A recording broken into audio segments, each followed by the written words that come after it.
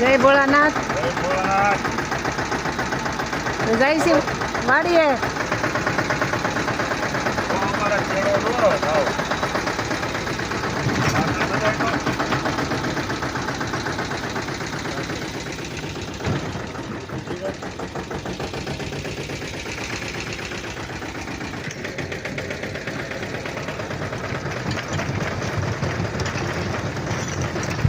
વરસાદની સિસ્ટમ આવી ગઈ ને રાતે વરસાદે હતો.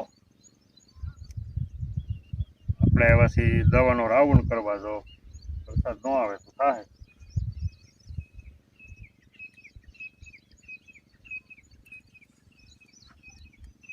આમાં દવા છાંટવાની છે. ટોલફેન બેસ્ટ એગ્રીની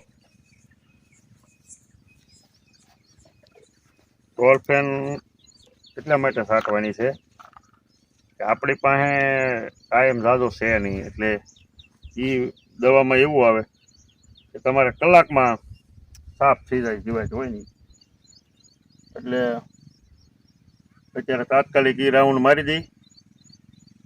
એટલે વરસાદનું વાતાવરણ છે ને જો વરસાદ થાય તો આપણે પછી કાંઈ અઠવાડિયું દવા છાંટવાનો મેળ આવે નહીં, એટલે થ્રીપનો એટેક વધે નહીં.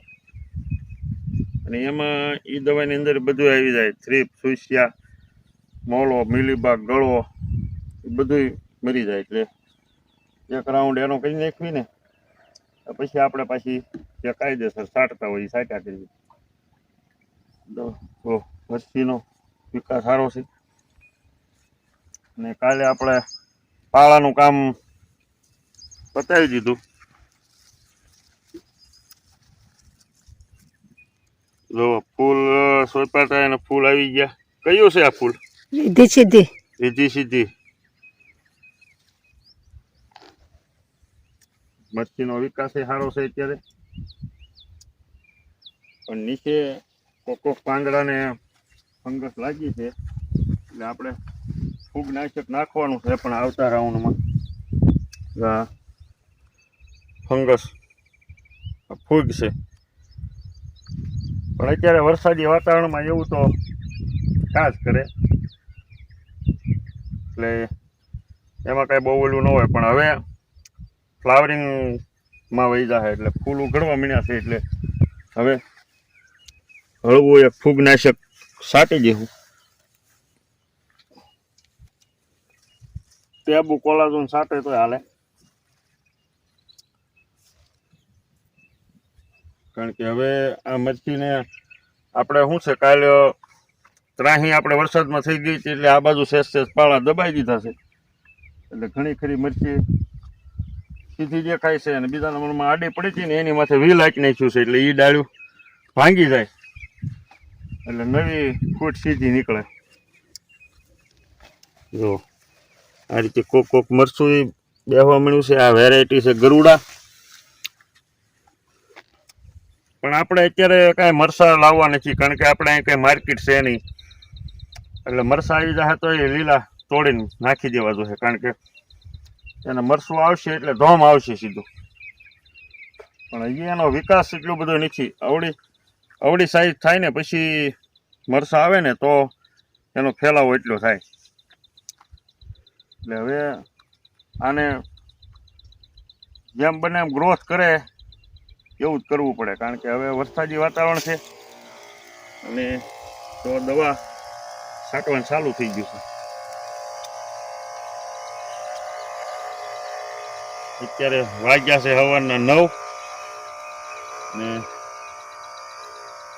રાઉન્ડ શરૂ થઈ ગયો છે. એટલે અત્યારે શું છે, આ સ્પીડમાં કામ કરવું પડશે બધું, કારણ કે આગળ પાછો વરસાદ આવી જાય એટલે આપણી દવા તો ખ્યાલ જાય. જ્યાં વરસાદમાં મરચી નમેલી હતી ને એને હવે અહીંયા ફૂટ થવા મળી છે. તો એને છે ને આ રીતે પાટલામાં નડે એમ છે, તો આ કાપી લઈ.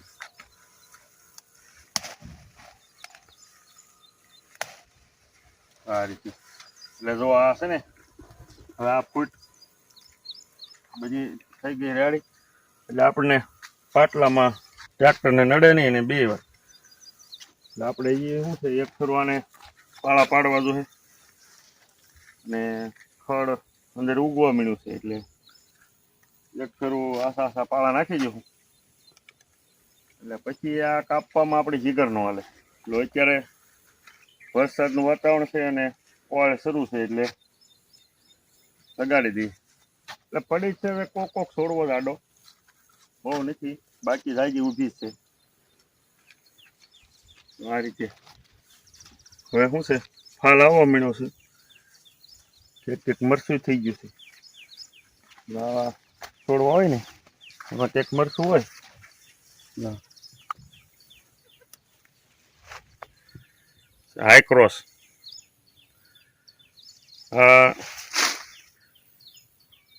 વેચનું મરચું થાય, ક્વોલિટી સારી છે, મરચાનું કામ સારું છે, પણ આની સાઈઝ વધારે છે, અવડી થઈ જાય લગભગ.